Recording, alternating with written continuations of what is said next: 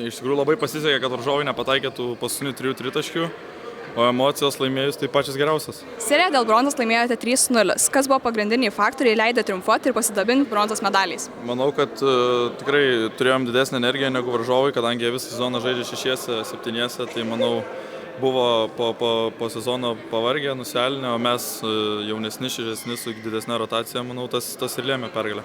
Ką apskritai jums reiškia ši pergalė ir kaip atspindi jūsų sezono pastangas? Prisipažinsiu, aš asmeniškai tikrai negalvojau, kad būsim tarp 4 stipriausių komandų prieš sezoną. Tai tikrai labai smagu yra laimėti su šitą komandą 3 vietą. Kaip galvoji, kur padarėte didžiausius žingsnius į priekį, lyginant su sezono pradžia? Manau, kad visi tapome labiau kaip komanda, suartėjome.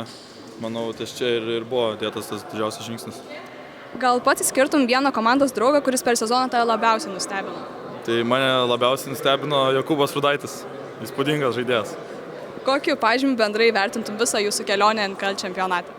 Manau, tikrai 10. Tikrai 10.